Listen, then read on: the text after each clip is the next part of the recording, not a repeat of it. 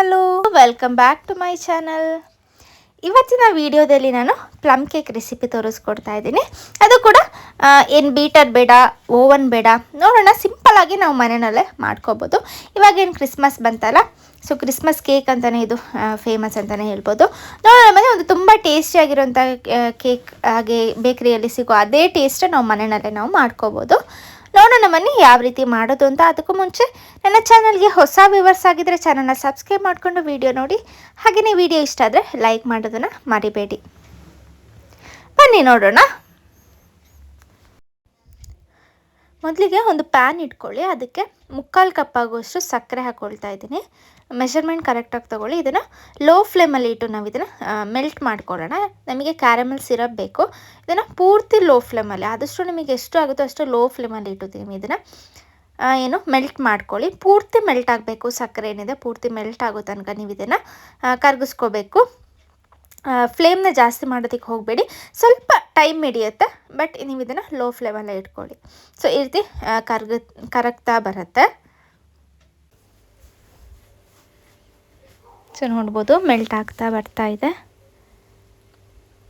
So ಇಷ್ಟು ಪೂರ್ತಿ ಕರಗಿದ್ಮೇಲೆ ಅದು ಕಂಪ್ಲೀಟಾಗಿ ಎಲ್ಲ ಕರಗಬೇಕು. ಲೋ ಫ್ಲೇಮಲ್ಲೇ ಮಾಡ್ಕೊಳ್ಳಿ. ಸೊ ಇಲ್ಲಿ ಆಗಿದೆ. ಇವಾಗ ನಾವು ಇದಕ್ಕೆ ನೀರನ್ನು ಸೇರಿಸ್ಕೋಬೇಕು. ಅದನ್ನು ಮೆಲ್ಲ ಸ್ವಲ್ಪ ನೀರನ್ನು ಹಾಕ್ಕೊಳ್ಳಿ. ಒಂದು ಅರ್ಧ ಕಪ್ ಆಗೋಷ್ಟು ನೀರನ್ನು ಹಾಕ್ಕೊಳ್ಳಿ. ಸ್ವಲ್ಪ ಬಿಸಿ ನೀರನ್ನೇ ಹಾಕ್ಕೊಳ್ಳಿ. ಆವಾಗ ನಿಮಗೆ ಈ ರೀತಿ ಕ್ರಿಸ್ಟಲ್ ರೀತಿ ಜಾಸ್ತಿ ಆಗೋದಿಲ್ಲ, ಬೇಗ ಕರಗುತ್ತೆ. ಸೊ ಈ ರೀತಿ ಆದಮೇಲೆ ಅದನ್ನು ಕೂಡ ಲೋ ಫ್ಲೇಮಲ್ಲೇ ಇಟ್ಟು ಪೂರ್ತಿಯಾಗಿ ಕರಗಿಸ್ಕೋಬೇಕು. ಸೊ ಮಿಕ್ಸ್ ಮಾಡ್ತಾ ಬಂದಾಗ ಅದು ಕರಗ್ತಾ ಬರುತ್ತೆ. ಸೊ ಸ್ವಲ್ಪ ಹೊತ್ತು ಟೈಮ್ ಹಿಡಿಯುತ್ತೆ, ಒಂದು 15 to 20 ಮಿನಿಟ್ಸ್ ಟೈಮ್ ಬೇಕಾಗುತ್ತೆ. ಇದಕ್ಕೆ ಸ್ವಲ್ಪ ಮೆಲ್ಲನೆ ಮಾಡ್ಕೊಳ್ಳಿ. ಸೊ ಇವಾಗ ಇದು ಪೂರ್ತಿ ಕರಗಿದೆ. ಇವಾಗ ಇದನ್ನು ಫ್ಲೇಮ್ನ ಆಫ್ ಮಾಡ್ಕೊಂಡಿದ್ದೀನಿ. ಇದರಲ್ಲಿ ಅರ್ಧ ಭಾಗದಷ್ಟು ಸಪ್ರೇಟ್ ಎತ್ತಿಟ್ಕೊಂಡಿದ್ದೀನಿ. ಇನ್ನು ಅರ್ಧ ಭಾಗದಷ್ಟು ಅದೇ ಪ್ಯಾನಿಗೆ ಹಾಕ್ಕೊಂಡು ಇದಕ್ಕೆ ನಾವು ಡ್ರೈ ಫ್ರೂಟ್ಸ್ ಹಾಕ್ಕೊಳ್ಳೋಣ. ನಾನಿಲ್ಲಿ ಖರ್ಜೂರ, ಹಾಗೆಯೇ ಒಣ ದ್ರಾಕ್ಷಿ, ಬಾದಾಮಿ, ಹಾಗೆ ಗೋಡಂಬಿ, ನಟ್ಸ್ ಯಾವ್ದು ಬೇಕಾದ್ರೂ ಹಾಕ್ಕೊಳ್ಳಿ. ಅದಾದಮೇಲೆ ಚೆರಿ, ಹಾಗೆಯೇ ಟೂಟಿ ಫ್ರೂಟಿ ಇಷ್ಟನ್ನು ಹಾಕ್ಕೊಂಡಿದ್ದೀನಿ. ನಿಮಗೆ ಯಾವ ಡ್ರೈ ಫ್ರೂಟ್ಸ್ ಬೇಕಾದರೂ ಹಾಕ್ಕೋಬೋದು. ಇದನ್ನು ಸ್ವಲ್ಪ ಮಿಕ್ಸ್ ಮಾಡಿಕೊಂಡು ನೆಕ್ಸ್ಟ್ ಇದಕ್ಕೆ ಆರೆಂಜ್ ಜ್ಯೂಸ್ ಹಾಕ್ಕೊಳ್ಳೋಣ. ಆರೆಂಜ್ ಜ್ಯೂಸ್ ಅಥವಾ ಪೈನಾಪಲ್ ಜ್ಯೂಸ್ ಕೂಡ ಹಾಕ್ಕೋಬೋದು. ಇದು ಒಂದು ಅರ್ಧ ಕಪ್ ಆಗೋಷ್ಟು ಆರೆಂಜ್ ಜ್ಯೂಸ್ ಹಾಕಿ ಇದನ್ನು ನಾವು ಫ್ಲೇಮ್ನ ಆನ್ ಮಾಡ್ಕೊಳ್ಳೋಣ.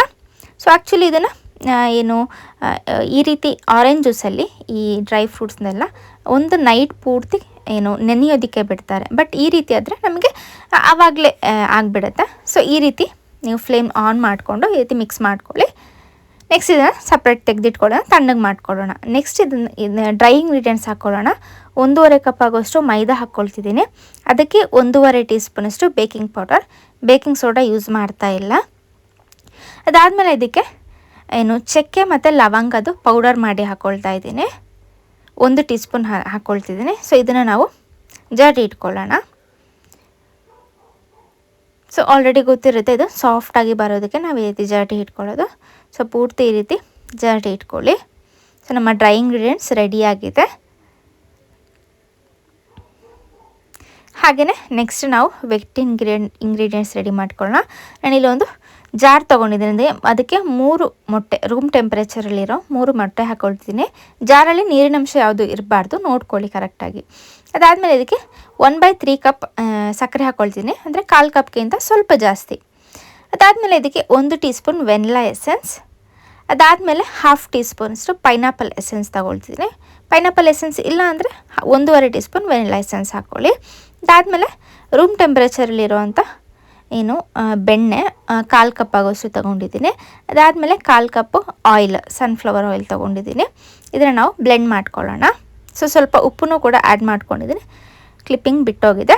ಸೊ ಇಲ್ಲಿ ಬ್ಲೆಂಡ್ ಮಾಡ್ಕೊಂಡಿದ್ದೀನಿ ಚೆನ್ನಾಗಿ. ಅದಾದಮೇಲೆ ನಾವು ಇಲ್ಲಿ ಡ್ರೈ ಫ್ರೂಟ್ಸ್ನ ಪೂರ್ತಿ ತಣ್ಣಗಾಗಿದೆ. ಅದಾದಮೇಲೆ ಇದಕ್ಕೆ ಒಂದು 2 ಟೇಬಲ್ ಸ್ಪೂನ್ ಮೈದಾ ಹಾಕಿ ನಾವು ಮಿಕ್ಸ್ ಮಾಡ್ಕೊಳ್ಳೋಣ. ಅದಾದಮೇಲೆ ನೋಡ್ಬೋದು ನಾನು ಇದಕ್ಕೆ ನಾವು ಶುಗರ್ ಸಿರಪ್ ಎತ್ತಿಟ್ಕೊಂಡಿದ್ವಲ್ಲ ಅದನ್ನು ಆ್ಯಡ್ ಮಾಡೋದು ಮರ್ತೋಗಿತ್ತು. ಕ್ಯಾರಮಲ್ ಸಿರಪ್ನ ಆ್ಯಡ್ ಮಾಡಿಕೊಂಡು ಇದನ್ನು ಸ್ವಲ್ಪ ಬ್ಲೆಂಡ್ ಮಾಡ್ಕೊಂಡಿದ್ದೀನಿ. ನಮ್ಮ ರೆಡಿ ಆಯ್ತು ಇಲ್ಲಿ. ಅದಾದಮೇಲೆ ಡ್ರೈ ಇಂಗ್ರೀಡಿಯೆಂಟ್ಸು ಮೈದಾ ತೊಗೊಂಡಿದ್ದೀನಿ. ನಾವು ರೆಡಿ ಮಾಡಿ ಇಟ್ಕೊಂಡಿದ್ವಲ್ಲ ಮೈದಾ ಮತ್ತು ಬೇಕಿಂಗ್ ಪೌಡರ್, ಅದಕ್ಕೆ ಈ ಡ್ರೈ ಫ್ರೂಟ್ಸ್ ಮಿಕ್ಸ್ಚರ್ನ ಆ್ಯಡ್ ಮಾಡ್ಕೊಳ್ಳೋಣ. ಸೊ ಈ ರೀತಿ ಹಾಕಿ ನಾವು ಮಿಕ್ಸ್ ಮಾಡ್ಕೊಳ್ಳೋಣ. ಮೊದಲು ಡ್ರೈ ಇಂಗ್ರೀಡಿಯೆಂಟ್ಸಲ್ಲಿ ಈ ಏನು ಡ್ರೈ ಫ್ರೂಟ್ಸ್ನ ಮಿಕ್ಸ್ ಮಾಡ್ಕೊಳ್ಳೋಣ. ಇಲ್ಲಾಂದರೆ ಏನಾಗ್ಬಿಡುತ್ತೆ ಅಂದರೆ ಅದು ಪೂರ್ತಿ ಅಡಿಗಡೆ ಹೋಗಿ ಈ ಕೇಕಲ್ಲಿ ಕುತ್ಕೊಬಿಡುತ್ತೆ. ಸೊ ಹಾಗಾಗಿ ಈ ರೀತಿ ಮಿಕ್ಸ್ ಮಾಡ್ಕೊಬಿಡಿ ಫಸ್ಟು. ಅದಾದಮೇಲೆ ನಾವೇನು ಮಿಕ್ಸರ್ ರೆಡಿ ಮಾಡಿಟ್ಕೊಂಡಿದ್ವಲ್ಲ ಅದನ್ನು ಹಾಕ್ಕೊಳ್ಳೋಣ. ಸೊ ಇಷ್ಟು ಹಾಕಿದರೆ ನಮ್ಮ ಕೇಕ್ ಬ್ಯಾಟರ್ ರೆಡಿ ಆಯಿತು. ಇದನ್ನು ಕರೆಕ್ಟಾಗಿ ಮಿಕ್ಸ್ ಮಾಡ್ಕೊಳ್ಳಿ ಎಲ್ಲ ಕಡೆ. ಏನು ಈ ಮೈದಾ ಆಗಿರ್ಬೋದು, ಹಾಗೆ ಡ್ರೈ ಫ್ರೂಟ್ಸ್ ಆಗಿರ್ಬೋದು, ಈ ರೀತಿ ಕರೆಕ್ಟಾಗಿ ಮಿಕ್ಸ್ ಆಗೋ ರೀತಿ ನೀವು ಮಿಕ್ಸ್ ಮಾಡ್ಕೊಳ್ಳಿ. ಅದಾದಮೇಲೆ ನಾನಿಲ್ಲಿ ಕೇಕ್ ಟಿನ್ನ ರೆಡಿ ಮಾಡಿ ಇಟ್ಕೊಂಡಿದ್ದೀನಿ.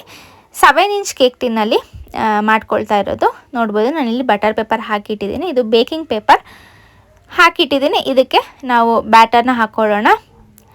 ಅದಾದಮೇಲೆ ಇದನ್ನು ಒಂದು 2 ಇಂದ 3 ಸಲ ನೀವು ಟ್ಯಾಪ್ ಮಾಡ್ಕೊಳ್ಳಿ. ಅದಾದಮೇಲೆ ಮೇಲೆ ಸ್ವಲ್ಪ ಚೆನ್ನಾಗಿ ಕಾಣಲಿ ಅಂತ ಈ ರೀತಿ ಗೋಡಂಬಿನ ಈ ರೀತಿ ಮೇಲೆ ಇಟ್ಕೊಳ್ತಾ ಇದ್ದೀನಿ. ಸೊ ಅದ್ರ ಚೆನ್ನಾಗಿ ಕಾಣಲಿ ಅಂತ ಅಷ್ಟೇ. ನೀವು ಬೇಕಾದ್ರೆ ದ್ರಾಕ್ಷಿ ಆಗಿರ್ಬೋದು, ಚೆರಿ ಆಗಿರ್ಬೋದು, ಯಾವುದಾದ್ರೂ ನೀವು ಡ್ರೈ ಫ್ರೂಟ್ಸ್ನ ಹಾಕ್ಕೊಂಡ್ರೆ ನೋಡೋದಕ್ಕೆ ಕೂಡ ಅದು ಬೇಕಾದಮೇಲೆ ನೋಡೋದಕ್ಕೆ ಚೆನ್ನಾಗಿ ಕಾಣುತ್ತೆ. ನೆಕ್ಸ್ಟ್ ನಾನಿಲ್ಲಿ ಪ್ರೀ ಹೀಟ್ ಮಾಡ್ಕೊಂಡಿದ್ದೀನಿ ಓವನ್ ಸೆಟಪ್ ನೋಡೋಣ. ಅಲ್ಲಿ ಒಂದು ಕುಕ್ಕರ್ ತಗೊಂಡು, ಹಳೆ ಕುಕ್ಕರ್ ತೊಗೊಳ್ಳಿ. ಇದಕ್ಕೆ ಒಂದು 10 ಮಿನಿಟ್ಸ್ ಪ್ರೀ ಹೀಟ್ ಮಾಡ್ಕೊಂಡಿದ್ದೀನಿ. ಇದಕ್ಕೆ ನಾವು ಕೇಕ್ ಟಿನ್ನ ಇಟ್ಕೊಳ್ಳೋಣ. ಸೊ ಬಿಸಿ ಇರುತ್ತೆ, ಜೋಪಾನವಾಗಿಡಬೇಕು.